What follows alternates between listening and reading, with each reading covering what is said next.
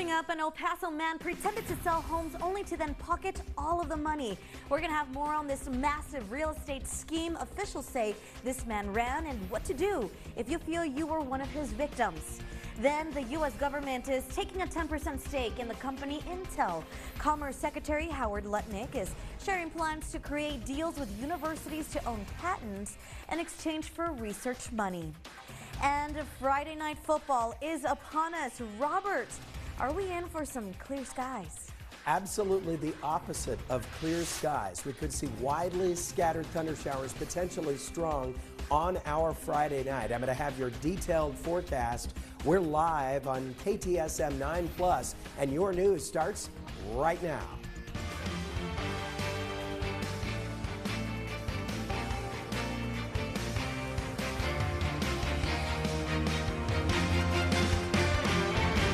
You're watching KTSM 9 News First at 4. Starts right now. Good afternoon, everyone, and thank you so much for tuning in to KTSM 9+, our digital newscast. I'm Monica Cortez. Let's go ahead and get right into our top stories for today. So after stealing over $500,000 and victimizing 70 El Paso residents, a man will now spend over 2 decades in prison. Investigators say 47-year-old Victor Bernard Dennis Jr. forged property deeds, falsified notary stamps, and even posted for sale signs on homes he didn't even own. Prosecutors say his real estate scam stole from several victims, including military members. The trial team chief for the white-collar unit describes how he would swindle his victims. Then sign a contract a contract of sale, and then move into these homes, paying Dennis a monthly mortgage payment. Dennis would keep most of these monthly mortgage payments for himself, but occasionally he would forward that monthly mortgage payment onto the original mortgagor, the bank, mostly though to keep that bank at bay and to keep foreclosure at bay. Now, Dennis would also tell service members on the verge of deployment that he would sell their El Paso homes. Of course he didn't. He actually ended up pocketing the down payments and mortgage payments made by the buyers, and he would never transfer the deeds out of the service member's name. The homes would eventually foreclose, forcing the new residents into eviction and ruining the service member's credit. Dennis pleaded guilty in multiple cases and was sentenced to 21 years in prison. Now, the district attorney's office does say that there still could be many more victims out there, so anyone who may have done business with Dennis or his companies is urged to call the white-collar unit at the number you're seeing right there on your screen. Well, a former Barrio Azteca leader was sentenced last week to 12 years in federal prison for narcotic smuggling operations from Juarez to El Paso. According to the U.S. Attorney's Office, 56-year-old Salvador Garcia, also known as Ardilla, was indicted for 7 counts. Court documents say he was responsible for coordinating the shipment of heroin from Juarez to El Paso for the Barrio Azteca organization from 2010 to 2014, also recruiting other members and associates to smuggle for him. He was arrested by federal authorities back in June and pleaded guilty to a Racketeer Influenced and Corrupt Organization Act. Well, the state Senate passed House Bill 8 today in efforts to phase out the controversial STAR test. Texas lawmakers are hoping to replace the high-stakes standardized test with 3 shorter tests that will be administered in the beginning, middle, and end of the school year. Lawmakers who introduced the legislation, including Representative Mary Gonzalez, who oversees part of El Paso, says the measure would create a system that better reflects students' achievements and needs. The bill now moves to the governor's desk to sign. To read more on all of today's top stories, just simply visit ktsm.com. All right, let's go ahead and take a quick break from all of our headlines and take a look outside. Look at those towering clouds. Yeah, those do look like some rain clouds out there mixed in with some maybe stratus clouds. Let's go ahead and send things over to Chief Meteorologist Robert Bettis. Mr. Robert, yes. Quick question. It feels hot, it feels humid, it feels like it's going to rain. It feels what I believe you're describing as miserable. Oh my gosh, yes. You know what I'm saying? Yes. I think you do the misery meter. Right now, Only 99 so far today, but could we touch 100 degrees? Oh my gosh. Oh yeah, we could. Oh, we sure could today. Dew point at 54, that's the mugginess factor that we're feeling right now. Now, we'll have a way better chance of thunder showers, unfortunately, for our football Friday night. In fact, those storms could get quite strong on us. In the meantime, isolated storms, just like yesterday, popping up here or there. Right now, we've got a couple of showers in the east part of the county, and the strongest storm is down here just a little bit to the east of Tornillo. And look at that heavy rain rate. Now, they won't last long, so only brief rainfall out of these thunderstorms. Tomorrow, high temperature 99 degrees, and we'll have a way better chance of thunder showers as the instability tomorrow goes off the charts. I'm going to have your detailed forecast about the storms on Friday, the very stormy Labor Day weekend, all coming up in just a bit. Monica. Robert, thank you so much. Let's go ahead and take a quick look outside using our textile cameras, and this is what we are seeing. I-10 Copia. Things are moving quite nicely in both directions. There really isn't anything to slow us down in this part of the city. Well, sticking with the roads, there are some closures across town that could actually affect your commute this week. According to TxDOT, as part of the Trans Mountain Rehab, Loop 375 east and westbound between Tom Mays and Main Gap will have a left lane closure Monday through Friday from 9 a.m. to 4 p.m. TxDOT tells us crews will be working on punch list items. And as part of the Loop 375 border highway safety lighting, crews will be working on the shoulder on Loop 375 westbound between Fonseca and San Marcial Monday through Friday from 9 a.m. to 4 p.m. and Loop 375 eastbound at Delta between Cypress and Customs will have a right lane closed for a long time. This long-term closure, according to TxDOT, says that crews will be working on lighting improvements. And to keep up with all of the road closures happening across town, just simply visit ktsm.com and click on that traffic tab. Well, in national news, the government is testing a new way of doing business. In today's Political Minute, News Nation's Blake Berman has all those details. So is Uncle Sam now an investor? I'm Blake Berman, host of The Hill on News Nation. The U.S. government is taking a 10% stake in the company Intel. The Trump administration says it took the action to strengthen national security and reduce reliance on foreign chip production. But critics say federal ownership of parts of private companies are government overreach. But the administration has embraced the concept. In order, for example, to approve the sale of U.S. steel to the Japanese company Nippon Steel, the government insisted on having veto power over strategic decisions that are made with regard to the company. And at a cabinet meeting this week, the Commerce Secretary, Howard Lutnick, shared his plans to create deals with universities that would give the U.S. government the patents to new inventions in exchange for research money. Key administration officials have also indicated that more stakes from the government in U.S.-based companies could be coming. I'm Blake Berman, and this is the News Nation Political Minute. Well, city officials and community leaders meeting once again to discuss the proposed downtown deck project. Coming up, we're going to go over your thoughts in our In the Comments segment. Then we are learning new details about the suspect in yesterday's shooting at a Minneapolis church. We're going to hear from the lead investigators. Thank you so much for tuning in to KTSM 9 Plus, always putting local first.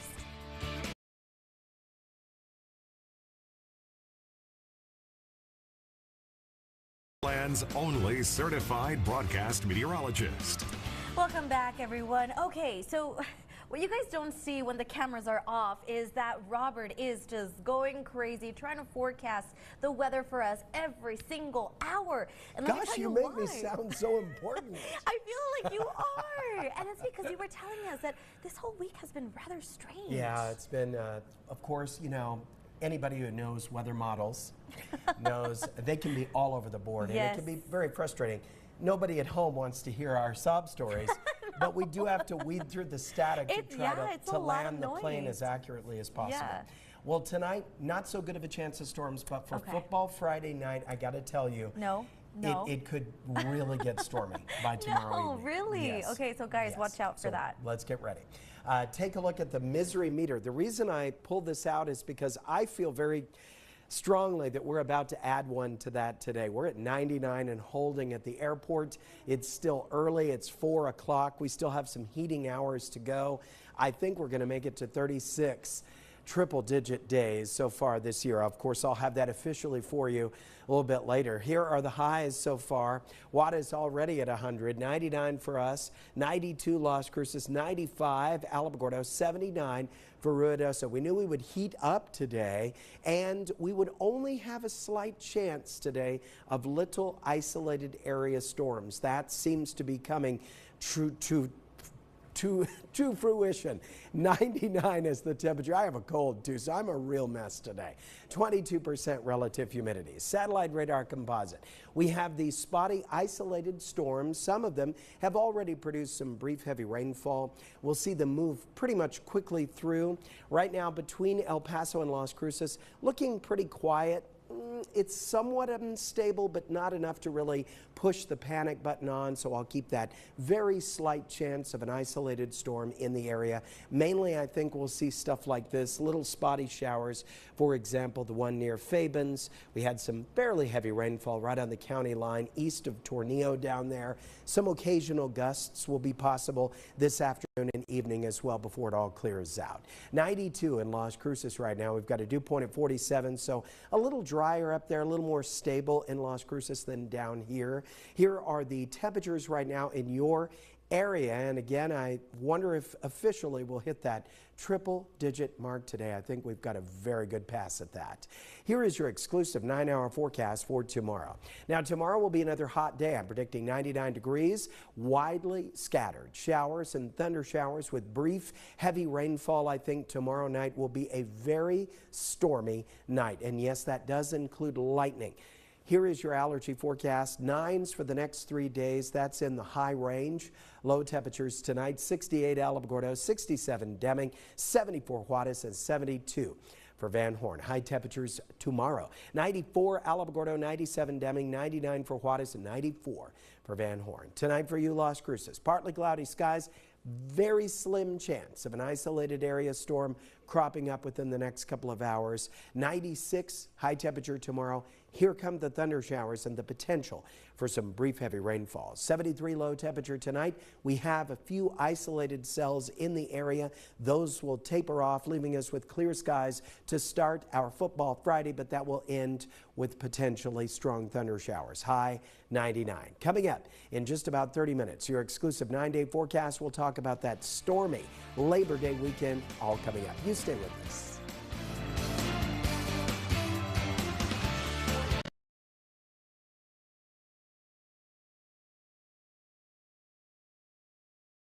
Minneapolis are still trying to determine a motive in yesterday's church shooting. This is video from this morning showing a memorial site outside the church.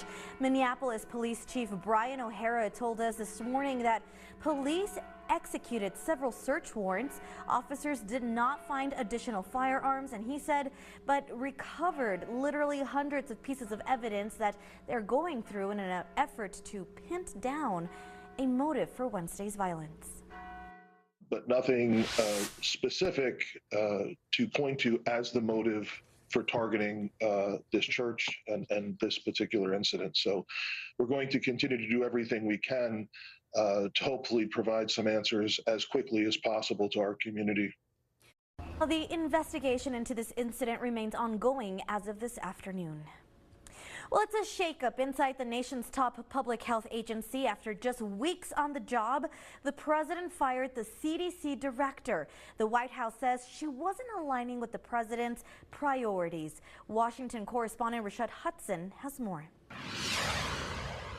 Less than a month into her tenure as head of the CDC, Susan Manarez is out. There's a lot of trouble at CDC, and it's going to require getting rid of some people over the long term. Health and Human Services Secretary Robert F. Kennedy Jr. says the agency needs a reckoning. Anybody who lived through the COVID pandemic and saw all of these bizarre recommendations that were not science-based, all the misinformation. The White House says the president wants leadership that's fully aligned with his agenda. But Menares' attorneys argue she was forced out for defending science and resisting political pressure. So if people are not aligned with the president's vision and the secretary's vision to make our country healthy again, then we will gladly show them the door. Menares' exit triggered a wave of resignations among senior staff, leaving the CDC in turmoil. You have effectively broken down a system that there no longer is experts telling us anything. Dr. Tyler Evans with the Wellness and Equity Alliance says the shakeup undermines trust. And as a result, basically people will start making their own decisions on certain things, and as a result, people will get sicker. The White House says it wants to return the CDC to its core mission and is committed to restoring trust and transparency and credibility to the CDC. But with multiple senior leaders out, Evans says he's concerned because the future direction of the CDC remains uncertain. Reporting in Washington, Rashad Hudson. All right, don't go anywhere. We still have another half hour of news and weather coming up right after this break. You're watching KTSM 9+.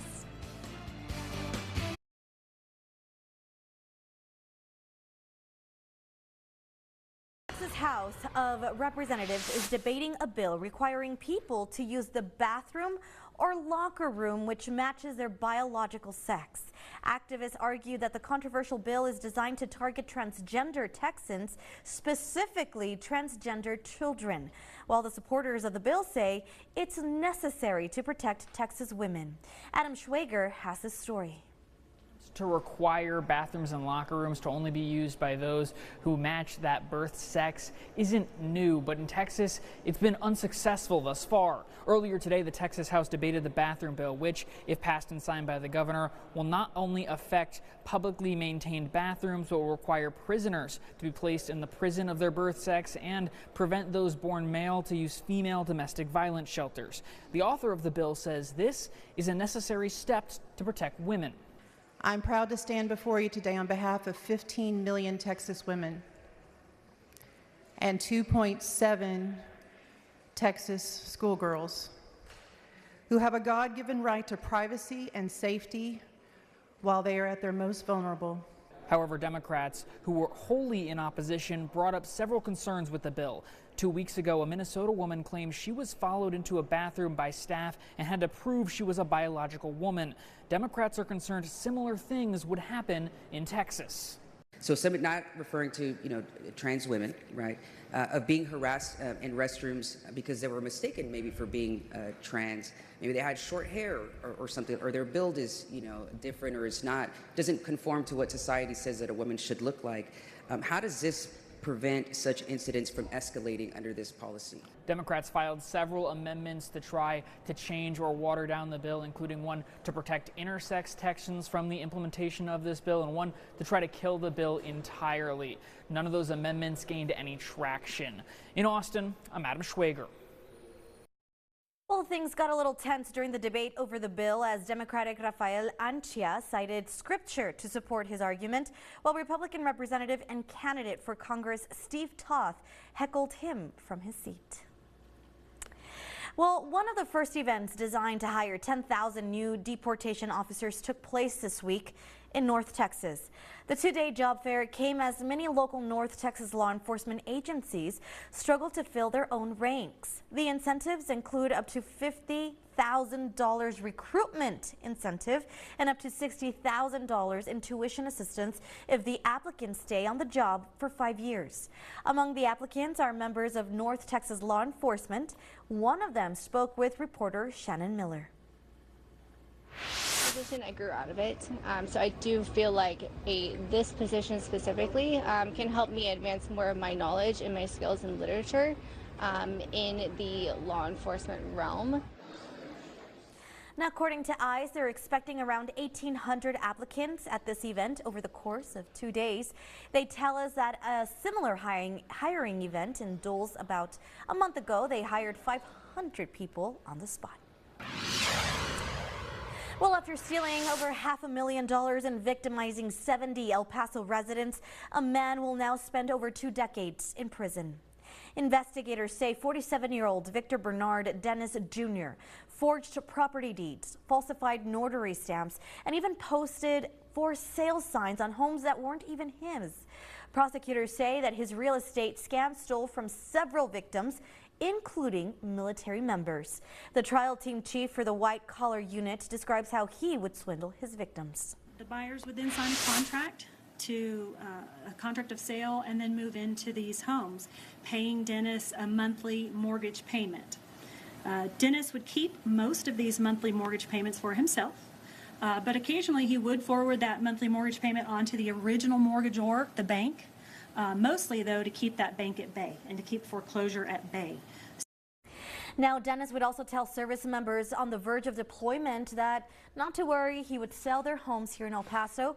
Of course, he didn't and ended up pocketing the down payments and mortgage payments made by the buyers and never transferred the deeds out of the service members' names.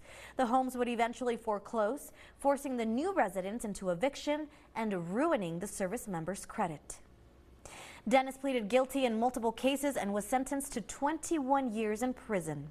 Now, the DA's office says that there still could be a lot more victims out there, so if you feel that you may have been victimized by this man or his business, you're urged to call the white collar unit at the number you see right there on your screen. Well, a former Barrio Azteca leader was sentenced last week to 12 years in federal prison for narcotic smuggling operations from Juarez to El Paso. According to the U.S. Attorney's Office, 56-year-old Salvador Garcia, also known as Ardilla, was indicted for 7 counts. Court documents say that he was responsible for coordinating the shipment of heroin from Juarez to El Paso from the Barrio Azteca organization from 2010 to 2014.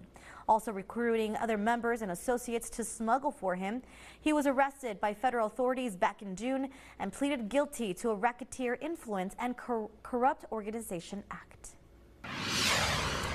Well, in case you missed it, the village of Ruidoso continues to navigate a new normal after deadly floods ripped through the village last month. That's all because the problem isn't going away anytime soon. The village conducted a hydrologic and a hydraulic study, which provides a technical analysis that evaluates how rainfall moves through the area and off those burned scars from last year's South Fork and Salt fires.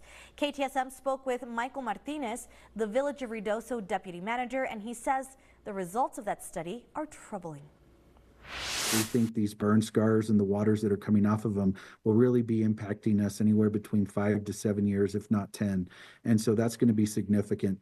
After we were able to determine that, the village partnered with both the federal government and with the state government to try and do as much debris removal, as much mitigation work as possible.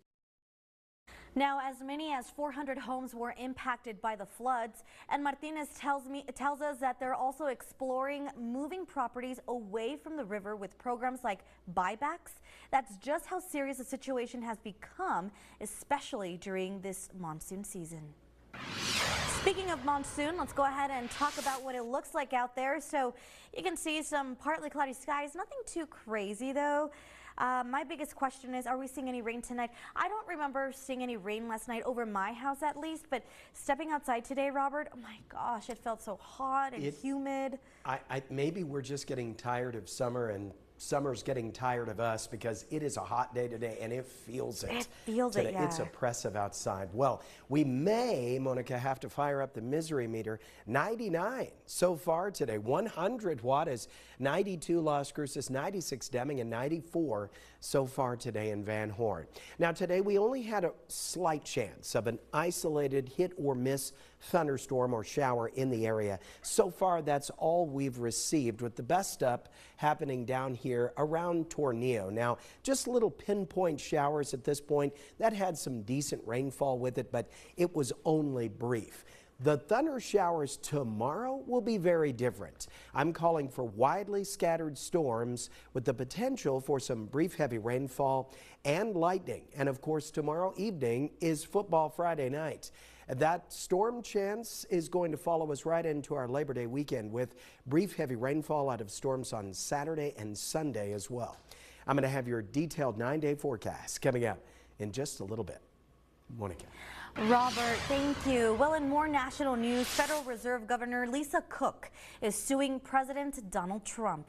Her lawsuit filed Thursday marks the beginning of a landmark legal battle over what she calls Trump's unprecedented and illegal efforts to remove her from the central bank. Trump has sought to remove her over allegations of mortgage fraud. Cook is seeking a declaration that her firing is unlawful and void, and that the allegation of mortgage fraud is not cause for removal. By law, Federal Reserve governors can only be removed from their position for cause. Well, in your consumer alert, Lego is part of a tapestry of the American childhood. They've been around for nearly 100 years, been named Toy of the Century twice, and now it's the most popular than ever. Joe Fryer reports on this iconic toy. For nearly a century, the simple snap and click of Lego pieces and bricks have brought childhood imaginations to life. There's always something for everybody of every interest. Lego are timeless, and now the famous building blocks are more popular than ever. Every human, everyone can build Lego, old, young, over 18, under 18.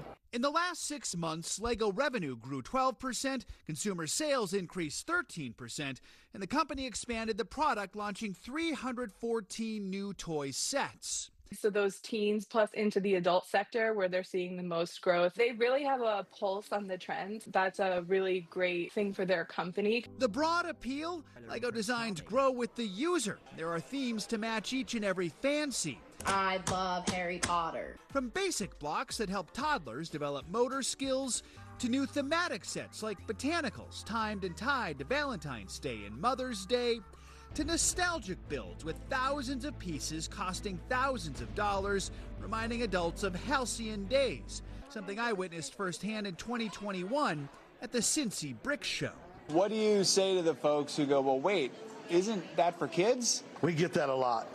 And I said, I'm just a big kid. Lego remains part of the zeitgeist.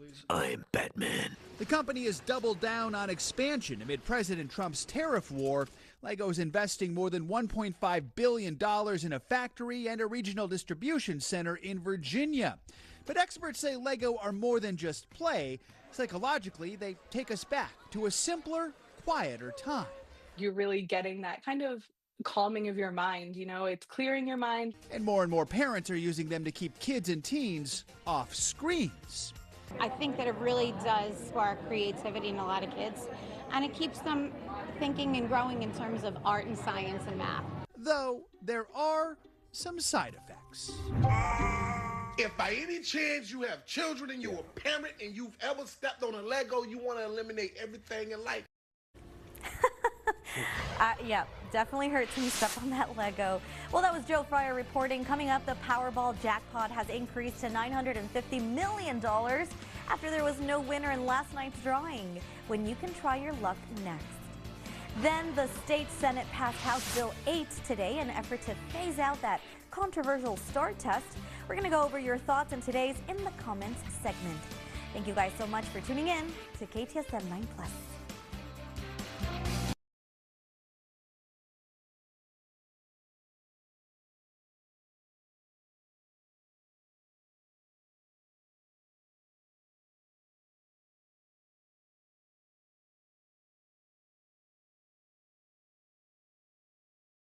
Today.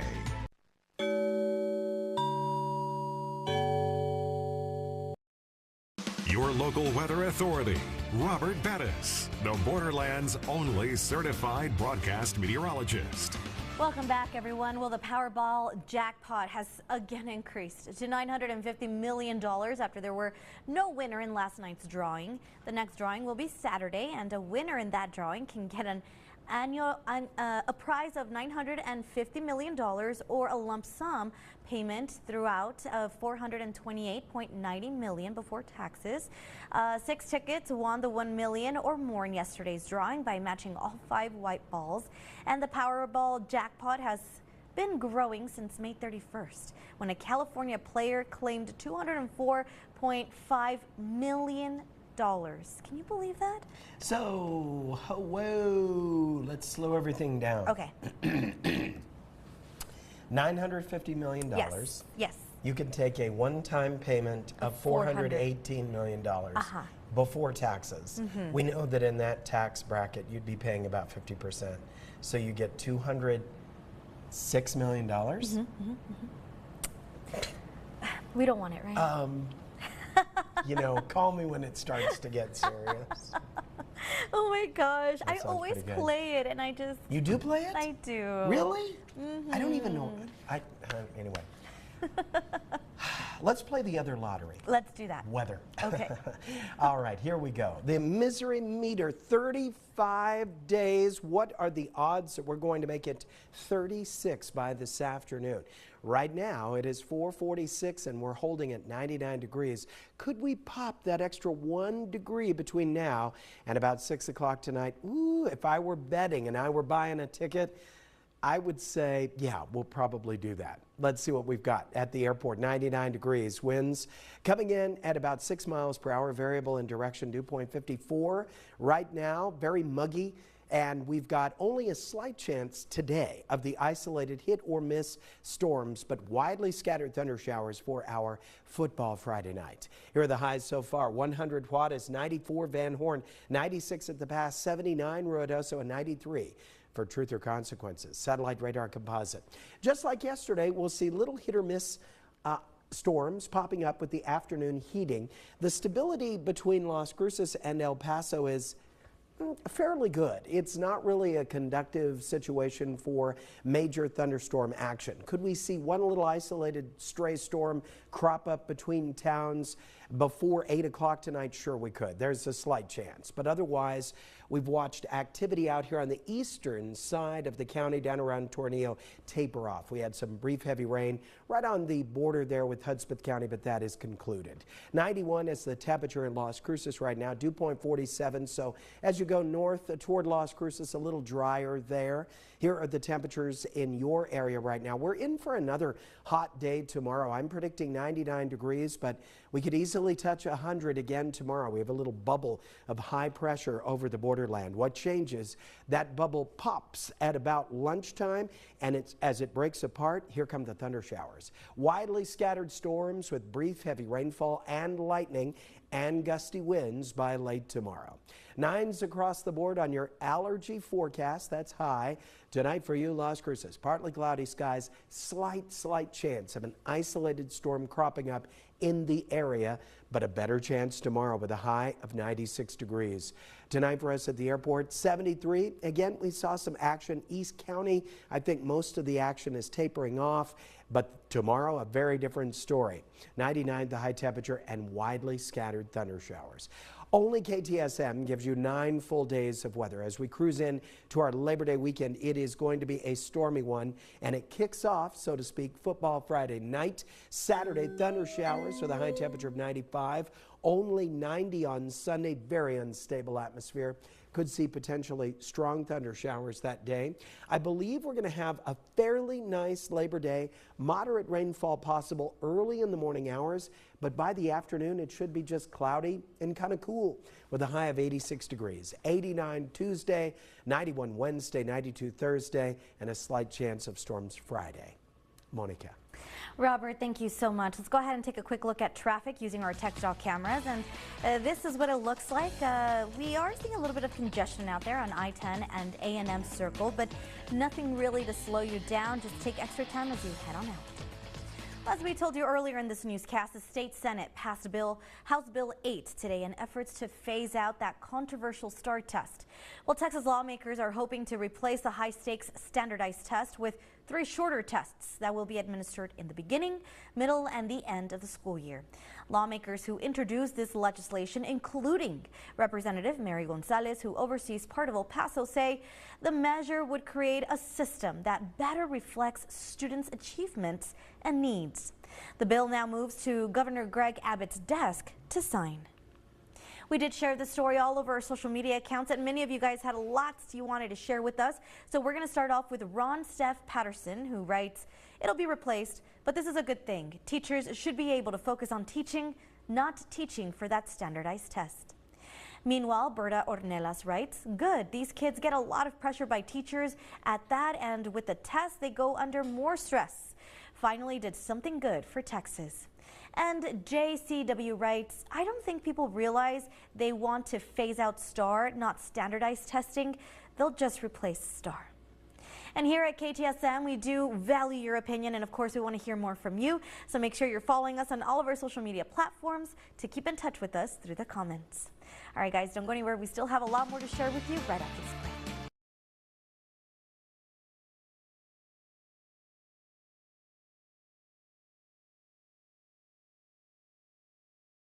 Paso. Let's continue investing in kindness. KTSM 9 News, proudly serving those who serve. Sponsored by GECU. Welcome back, everyone. Well, in today's Serving Those Who Serve, we are highlighting Sergeant First Class Marissa Warner.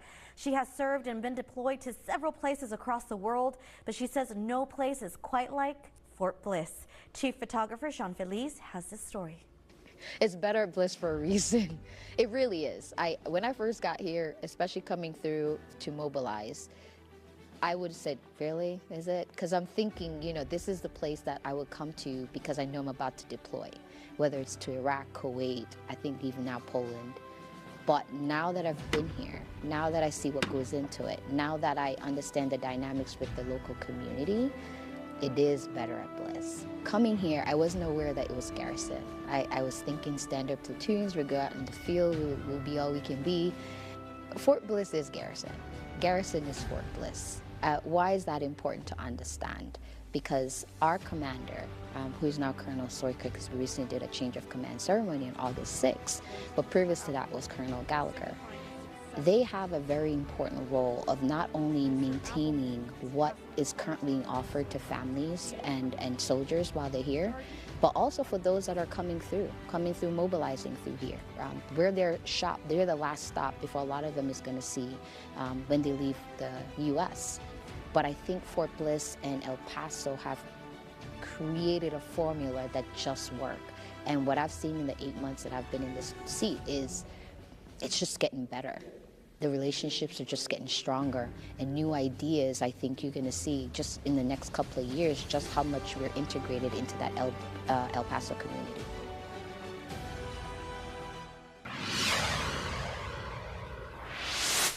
Impressive. Here is a last look at the forecast. 99 the high temperature for tomorrow. Here come the thunder showers. Way better chance for Friday. We become very unstable by the afternoon and evening. Could see some brief heavy rainfall. Thunder showers follow us all the way through our Saturday, Sunday. Monday's going to be cloudy with some moderate rain, I believe, mainly in the morning hours. By the afternoon, we should be cloudy and cool. The high that day, only 86. Monica. Robert, thank you so much, and thank you for tuning in to KTSM 9 Plus. I'm Monica Cortez. That does it for us. We'll see you tomorrow. 9 News Now with Estela Casas is up next. Hair and wardrobe provided by